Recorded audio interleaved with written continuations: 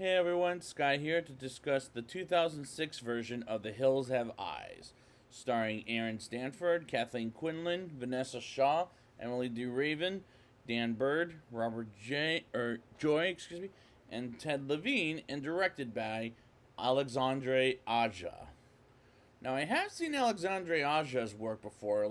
I liked his Crawl that came out last year or 2 years ago. And I don't remember really enjoying that 3D version of his Piranha. I don't know. I'm kind of mixed with the guy, especially after this movie. Let's get into it. We open in the New Mexico desert, where some men that are searching the hills get killed rather brutally.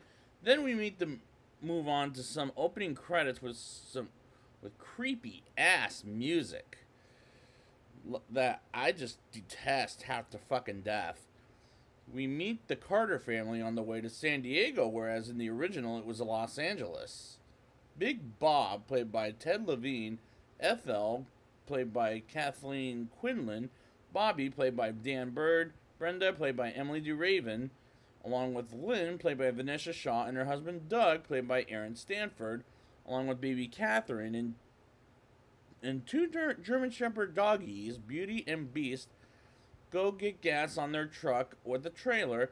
And I hate these fucking characters like I did in the original. But much more than that, this is much worse than the original, and I'll tell you why. Here it comes. Well, more to the point. The gas station owner leads them to a dangerous route as they get stuck in the middle of the desert, where there are mutated cannibals out there, and Big Bob and Doug go get help from two different directions. And this is looking really familiar as Brenda lets Beauty out like a stupid pouty little girl. She is, and Beauty gets killed and cut open, which is again a horribly disturbing scene as Bobby finds her that way, and he's knocked out for a little while, I'll say. Doug, on the other hand, finds a bunch of cars, but with no one is there, which felt ridiculous. And Big Bob at night finds the gas station and is looking for the owner, and Big Bob finds him, well, not himself, but the guy that owns the gas station, committing suicide. And he gets captured by the cannibals, and Bobby returns to the trailer alive, knowing Beauty is dead, and doesn't tell anybody about it because he doesn't want to alarm anyone, which is understandable.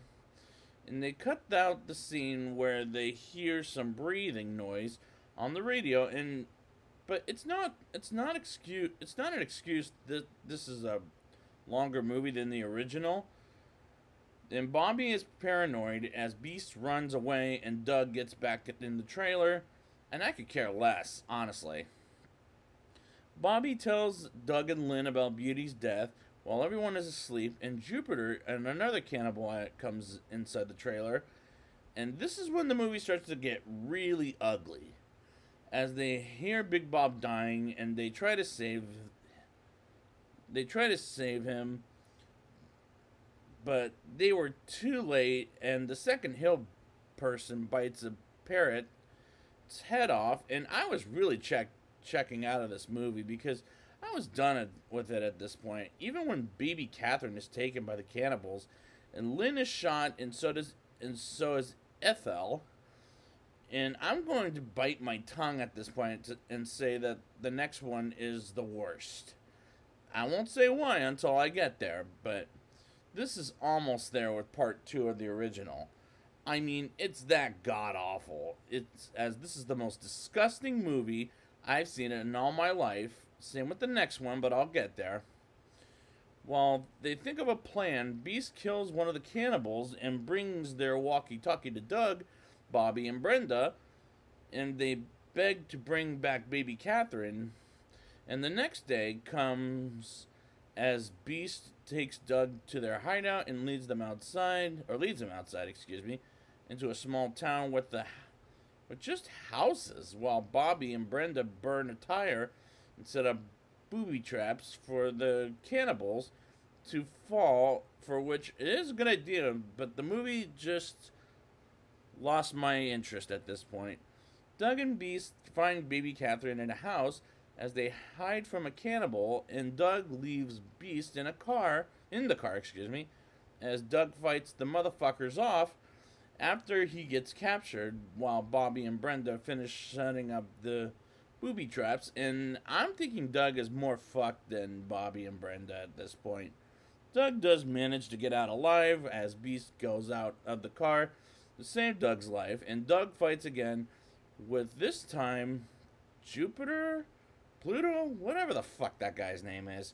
And Beast fight alongside Doug as Doug stabs that mean Jupiter, whatever the fuck his name is, with a bat, and doesn't kill him quite yet, but eventually he does kill him and meets Ruby when the cannibals try to kill the baby, and she brings it out and gives her to Doug. Once they encounter each other, Bobby and Brenda find a cannibal and fight it and kill it off, and Doug fights the last cannibal, and Ruby kills him with herself and fall down to death. And Bobby and Brenda and Doug, along with Beast, survive, and I had the worst time with this remake. Now it's time for the rating. I'll give this movie a 1.3 out of 10. One of the worst remakes to a terrible movie I've seen in my life. It's ugly, disgusting, and disturbing, all mixed in a blender. I hate these characters more than the original, although there were familiar moments from the original. But overall, this is the worst time I've had with the remake, but the next one is worse.